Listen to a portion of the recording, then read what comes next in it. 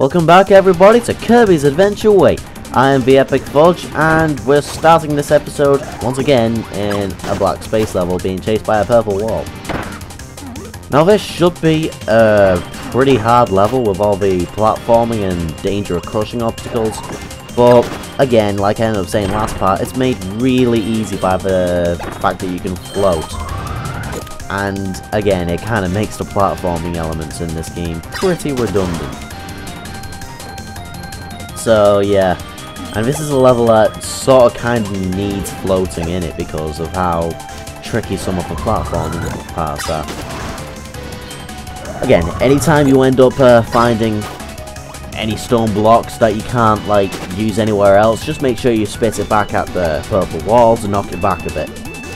Again, it's not like it matters that much because if you get too far away from it, it'll start speeding at you at its higher speed, which basically means it'll catch you in a near instant. But yeah, like I said, platforming in that level is kind of redundant considering all the floating that's kind of needed to get through the level. But anyway, I'm picking the whip ability to see how well I do against this plasma doomer right here. And yeah. Now this has moving platforms and every now and again there'll be bottomless pits. So this is a pretty tricky fight if you don't know what you're doing or if you're not paying enough attention to the arena. You have to make sure that you know what you're doing. That's probably one of the main things about the Sphere Doom battles that are later down in the line. Just spatial awareness. Make sure you don't fall down any bottomless pits that'll be popping up. Good reflexes, that's all there's really to it.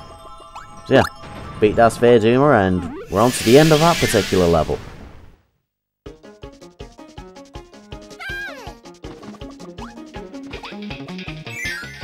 Anyway, after all that, you get this little nighttime section here where you are given a fighter ability for the next level in this game.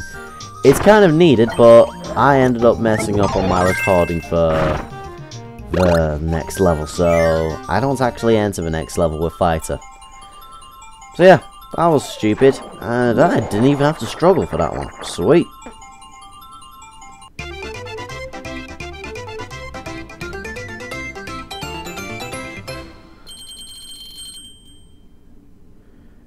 Anyway, after all of that, we're on to stage 5, which is, well, put simply, it's a boss rush.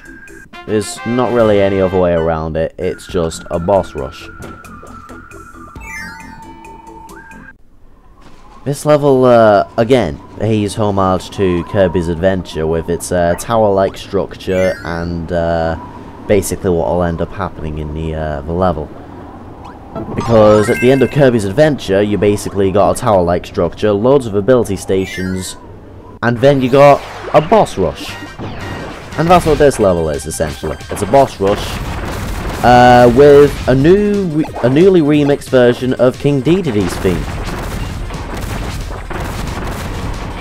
I have to say, this theme has got its fair share of remixes in the Kirby universe, I'm just going to say that right now. But this is probably, at least in my opinion, it's definitely the most epic version. Of course, the recording keeps on fucking up, so you don't get to hear it properly. So, yeah, there's that. But, yeah, the way King Dedede's theme has been redone around here is, I don't know, it's brilliant. I love it. Anyway, basically what you're supposed to do for this level is beat a mini-boss, take his ability, and use it to get a gear. Once you're finished with that, you have the option to keep hold of that ability, or use a different ability to use against the next mini-boss. And then you just repeat everything that you've done. It starts getting harder from after the first couple of bosses, because then they'll start introducing like 2 bosses at once and stuff like that. But yeah, it's a pretty good boss rush. It's, I don't know, it's a lot more enjoyable with the music, I'm going to say that right now.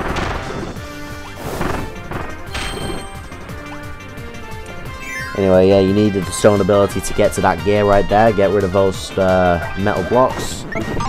It's best to use the beam ability for this boss because, again, Charge Beam is pretty powerful, and the Revolution Beam is a very, very spammable move.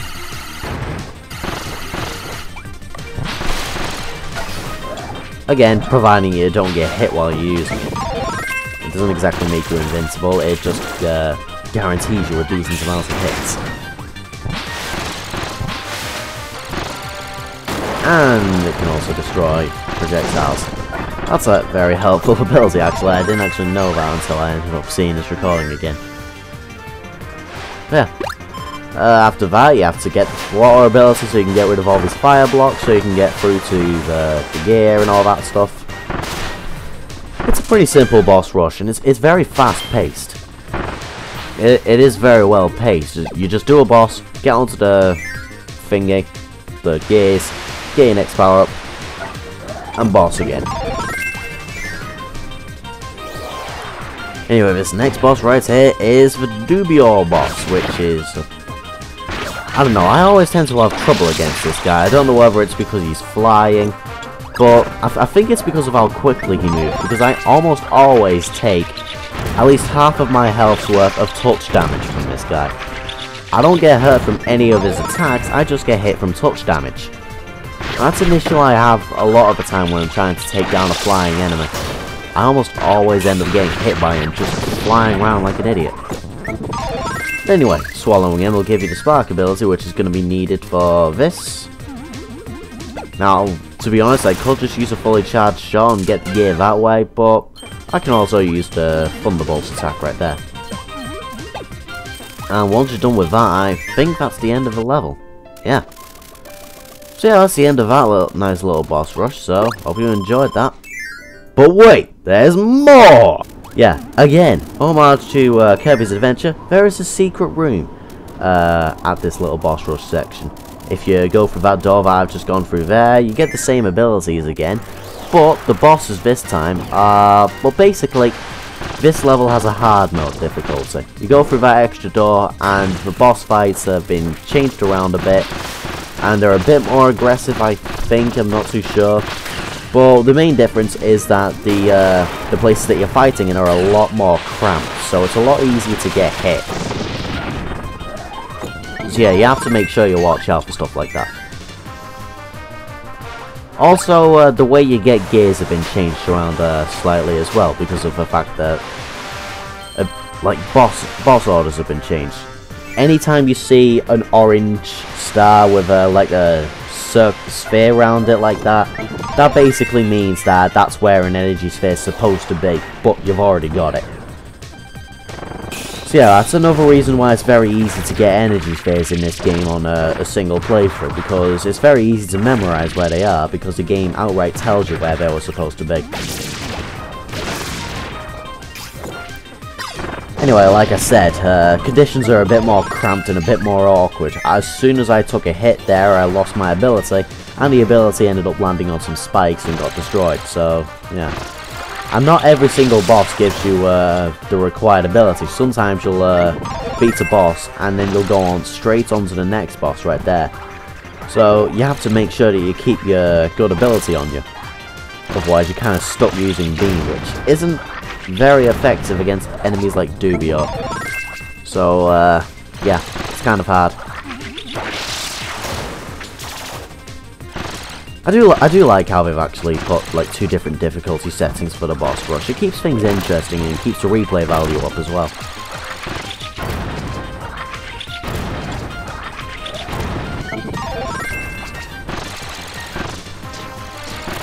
But yeah, not really much to talk about, to be honest. I mean, it's a boss rush. I've done all these before.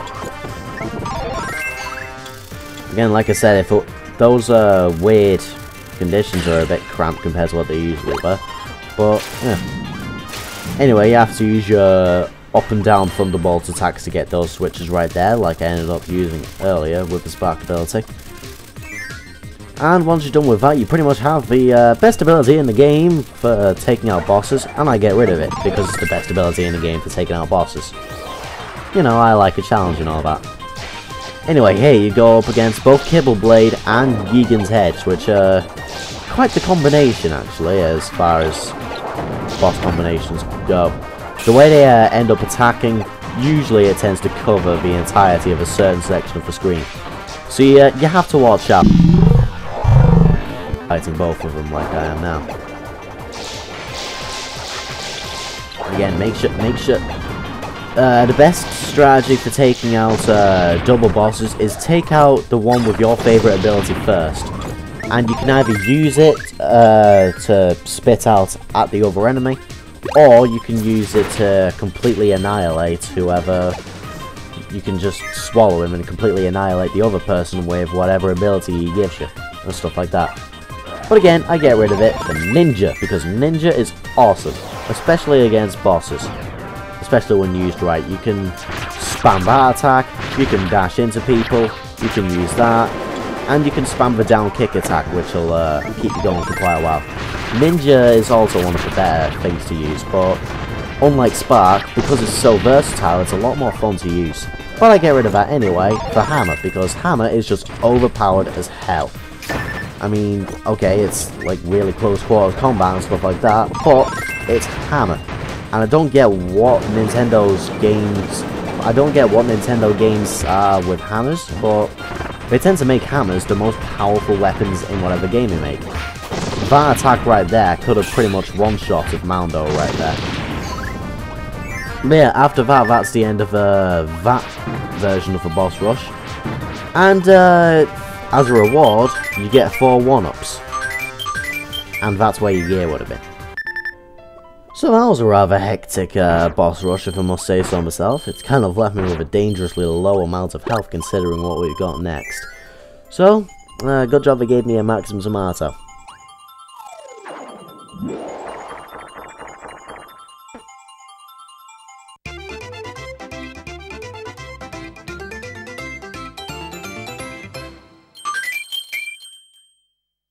So, after all of that, let's finally get on to the boss rush, the final part of Magolor's ship, the sail.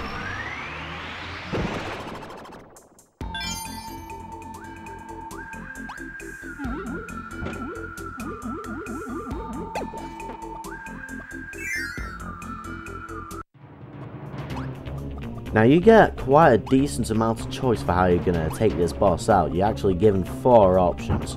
But I'm going to go with Hammer because I like my hammer. But either way, that's all we've got time for, ladies and gentlemen. So, leave it on a cliffhanger here and I'll see you guys in the next part of Kirby's Adventure Wii.